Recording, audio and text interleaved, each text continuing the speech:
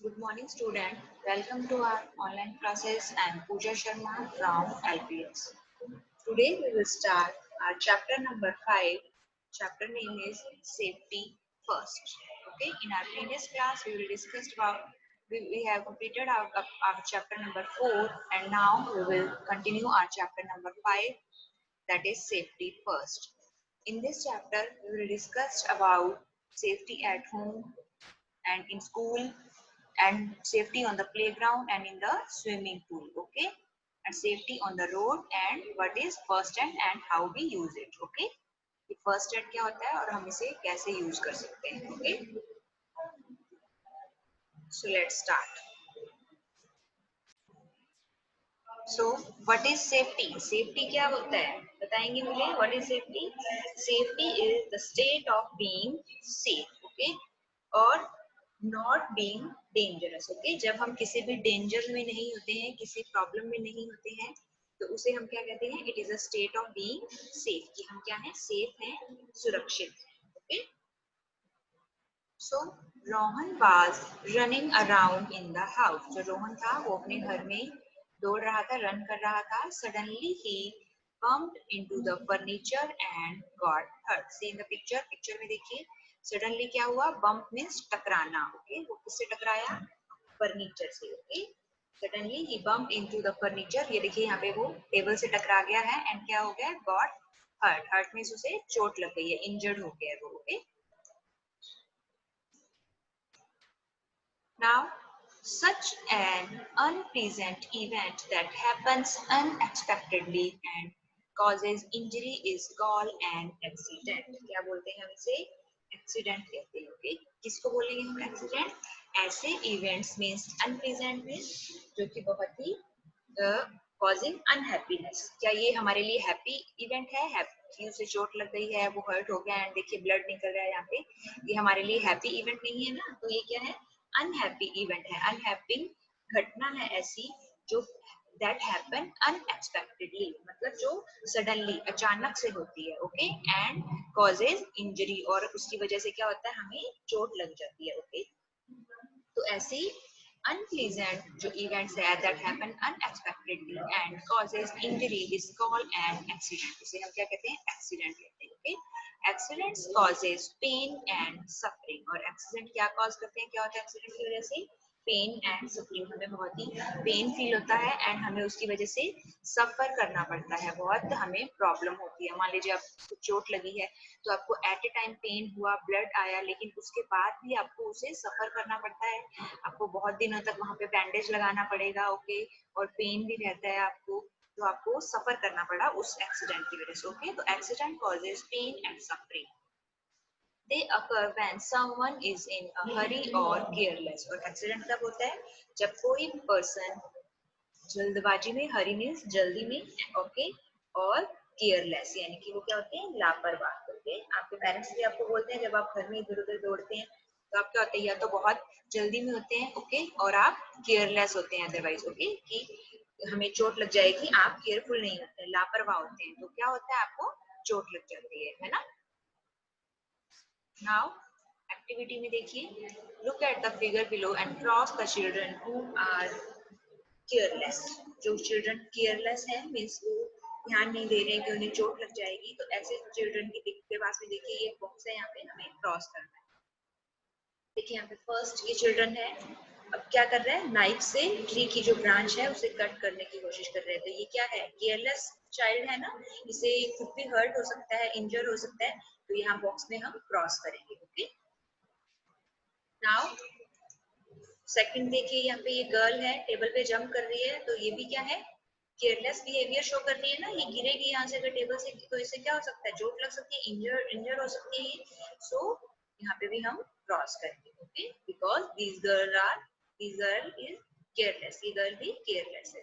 Now यहाँ देखिए picture में जो गर्ल है, जो आपके पार्क में साइड में जो ये पाथ बना हुआ है, यहाँ पे वॉक कर रही है. ओके, तो यहाँ पे हम राइट टिक करेंगे बिकॉज ये केयरलेस नहीं है, केयरफुली वॉक कर रही है. And seen the last picture, यहाँ देखिए ये बॉय है, पार्क की वॉल के ऊपर चढ़ के क्लाइंब करके क्या कर रहा है? काइट उड़ा रहा है. तो इसमें भी क्या है? फॉल डाउन हो सकता है, नीचे गिर सकता है, इंजर्ड हो सकता है. सो ये भी क्या है, केयरलेस है, सो यहाँ पे भी हम क्रॉस लगाएंगे. Okay.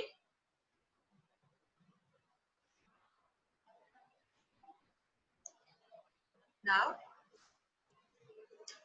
accidents can be avoided by following the safety rules. Okay, तो हमने अपने आप को सेफ रखने के लिए, ताकि हम सेफ रहें, हमें कोई डेंजर नहीं हो, हमने कुछ रूल्स बनाए हैं. ओके, उन रूल्स को क्या कहते हैं, सेफ्टी रूल्स. सेफ्टी के जो रूल्स हैं ये नियम है, मीन्स ठीक है. We should follow safety rule whether we are at home, school, swimming pool, on the playground or on the road. तो ये सेफ्टी रूल्स हमें हर जगह फॉलो करने चाहिए, चाहे हम घर पर हों या स्कूल में हों, और स्विमिंग पूल, हम स्विमिंग करने गए हैं स्विमिंग पूल में, या फिर हम प्लेग्राउंड में खेल रहे हैं, और ऑन द रोड, या फिर हम रोड पे चल रहे हैं. आप कहीं भी हो, घर में हैं, स्कूल में हैं, स्विमिंग पूल में अगर आप गए हैं, प्लेग्राउंड में अगर आप प्ले कर रहे हैं, और रोड पे वॉक कर रहे हैं, तो आपको एवरी प्लेस पे क्या करना होता है, इन सेफ्टी रूल्स को फॉलो करना होता है. ओके, अगर आप इस सेफ्टी रूल को फॉलो नहीं करेंगे, केयरलेस होंगे, तो क्या होगा, आपको एक्सीडेंट हो सकता है, आप इंजर्ड हो सकते हैं. ओके, तो अपने आप को सेफ रखने के लिए हमें इन सेफ्टी रूल्स को फॉलो करना चाहिए. Now we will discuss about some safety rules at home. Safety at home. First is do not run in the house. You might fall down and get hurt. तो आपको घर में के अंदर भी क्या है, रन नहीं करना चाहिए, दौड़ना नहीं चाहिए, अदरवाइज आप गिर सकते हैं और आप हर्ट हो सकते हैं, आपको चोट लग सकती है. Do not take medicines without any adults or doctors advice. और आपको कोई भी मेडिसिन, आप घर पे देखते हैं बहुत सारी मेडिसिन रखी होती हैं, लेकिन आपको किसी भी अडल्ट मीन्स आपके जो भी घर के बड़े मेंबर्स हैं, like mother, father, grandfather, grandmother, और या फिर डॉक्टर की एडवाइस के बिना, उसके सलाह के बिना, अगर आपको डॉक्टर ने बोला है या आपके फैमिली मेंबर ने, आपके अडल्ट ने आपको कहा है कि आपको मेडिसिन ईट करनी है, तभी आपको वो मेडिसिन टेक करनी चाहिए, अदरवाइज आपको वो मेडिसिन नहीं लेनी चाहिए. Okay. Third point is never open the door for strangers. ये भी आपके पेरेंट्स हमेशा आपको सिखाते हैं इस सेफ्टी रूल के बारे में भी, कि आपको कभी भी स्ट्रेंजर्स मीन्स ऐसे पर्सन्स जिनको आप जानते नहीं हैं, ओके, उन्हें क्या बोलते हैं, स्ट्रेंजर्स या अजनबी. तो ऐसे पर्सन्स के लिए आपको कभी भी डोर नहीं ओपन करना चाहिए. Do not take any eatables from strangers. और इस तरह के जो strangers हैं, ऐसे पर्सन जिन्हें आप जानते नहीं हैं, उससे कोई भी eatable मीन्स खाने की आइटम, ठीक है, जो भी खाने की चीजें हैं, चिप्स, चॉकलेट, टॉफीज, कोई भी फूड आइटम आपको उन स्ट्रेंजर से नहीं लेनी चाहिए. It can be dangerous. Use a stool और ladder to reach something high place. और अगर आप किसी भी हाई प्लेस पे चढ़ना चाहते हैं, ऊंची जगह पर कोई चीज रखी है और आप उसे लेना चाहते हैं, तो आपको हमेशा स्टूल या फिर लैडर में सीढ़ी, स्टूल या फिर सीढ़ी का यूज करना चाहिए आपको. Okay. Now some safety rules in the kitchen.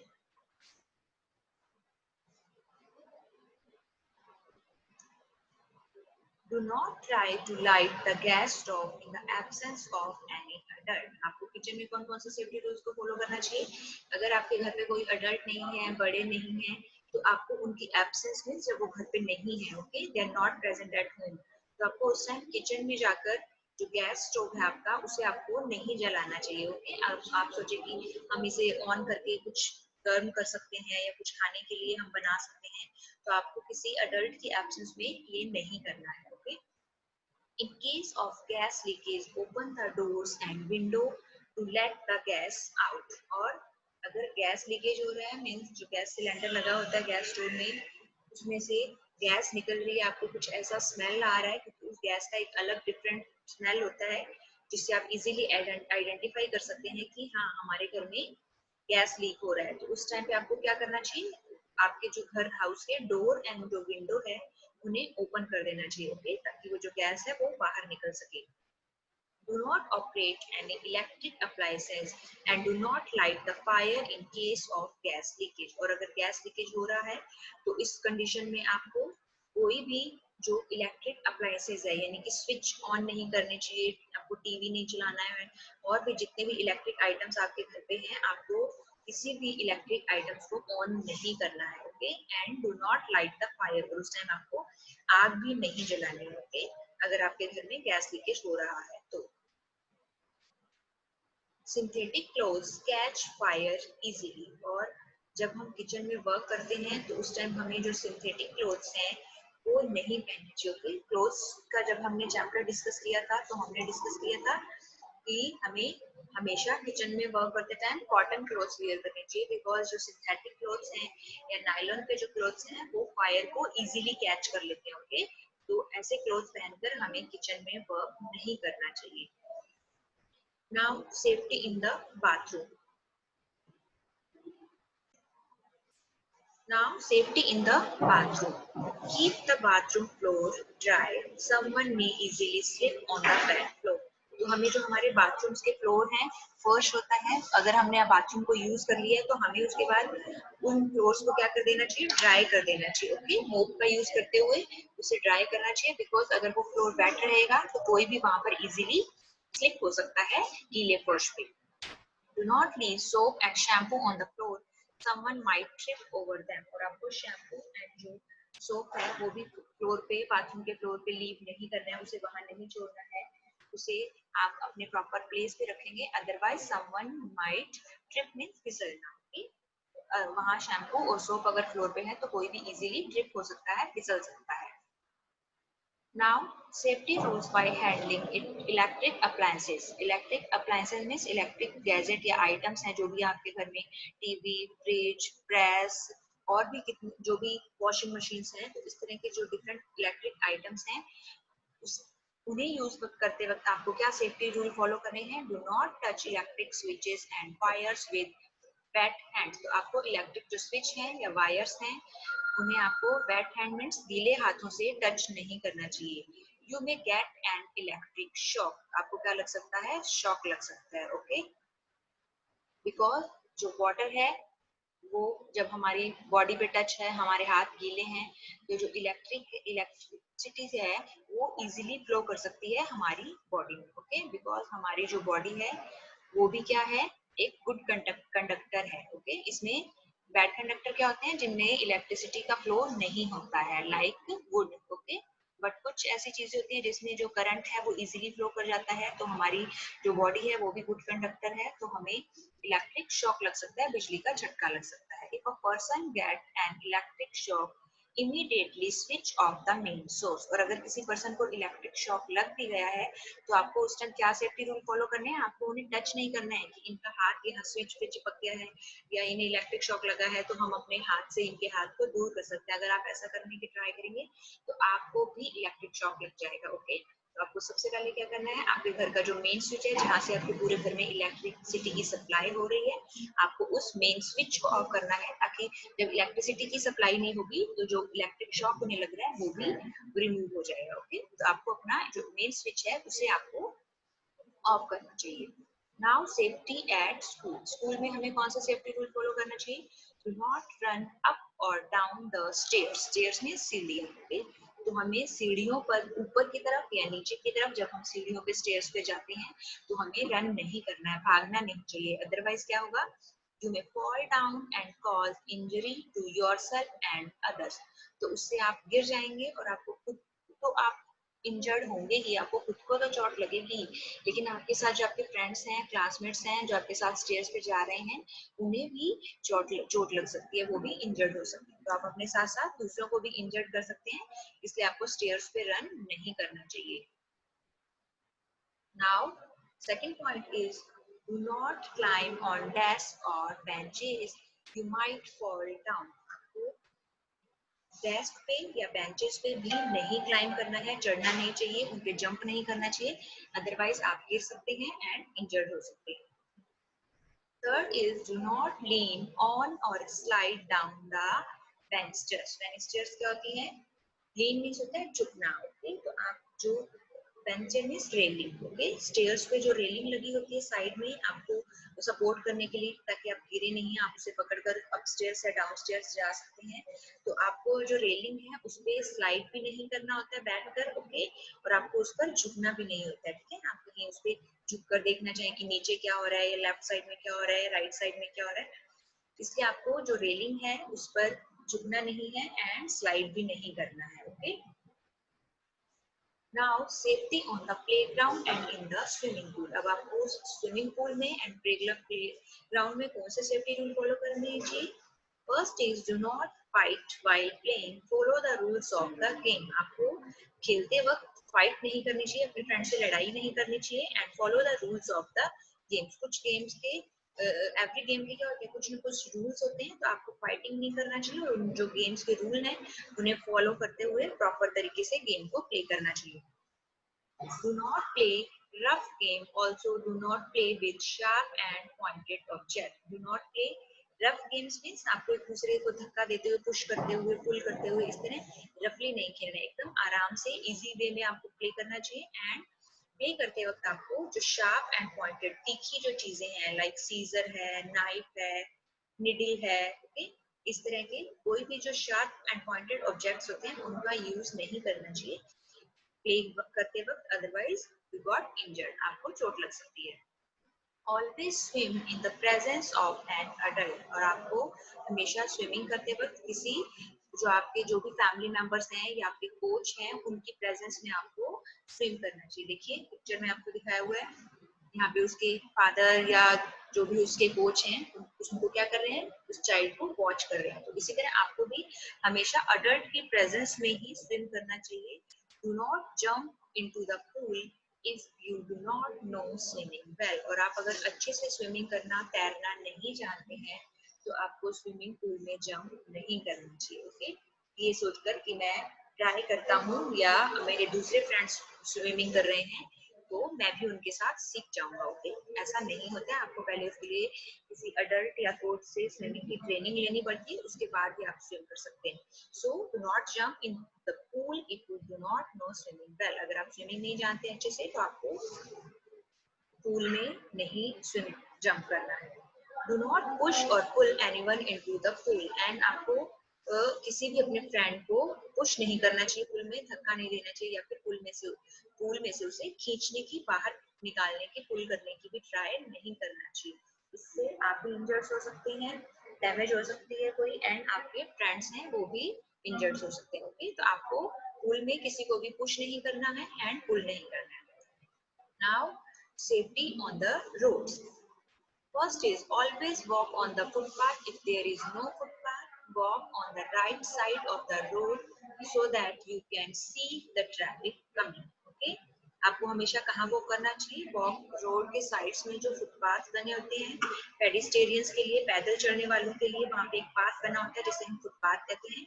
हमेशा आपको फुटपाथ पे वॉक करना चाहिए और अगर वहाँ पर फुटपाथ अवेलेबल नहीं है रोड पर तो आपको हमेशा राइट साइड में वॉक करना चाहिए। ओके, रोड के राइट साइड में वॉक करना चाहिए ताकि आपको जो भी व्हीकल्स आ रहे हैं वो इजीली आपको दिखाई दे सके।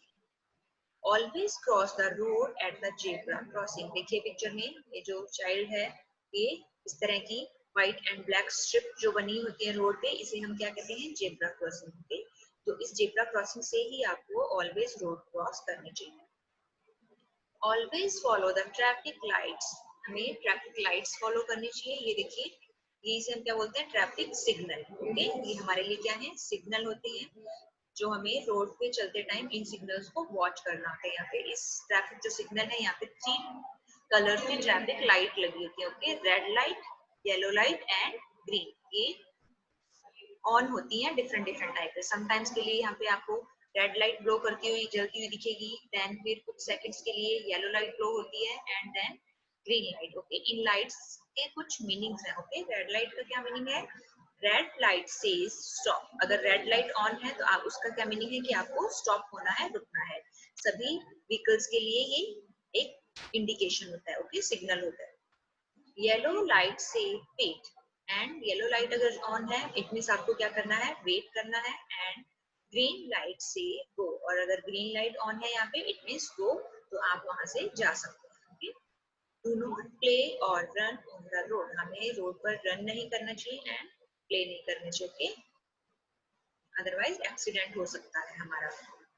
Do not walk between the vehicle park on the road. और रोड साइड में आपने देखा होगा जो व्हीकल्स हैं बहुत सारे खड़े होते हैं, तो आपको उन जो पार्क व्हीकल हैं, जो खड़े हुए व्हीकल्स हैं, उनके बीच में वॉक नहीं करना चाहिए। Okay, it is also dangerous.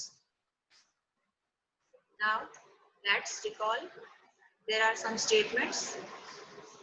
Statements दिए हुए हैं, इन्हें हम डिस्कस करेंगे कि स्टेटमेंट ट्रू है या फिर फॉल्स है. Okay, we should keep the bathroom floor wet. क्या हमें अपने बाथरूम का जो फ्लोर है उसे गीला रखना चाहिए? This statement is false. हमें अपने बाथरूम के फ्लोर को कैसा रखना चाहिए? वेट.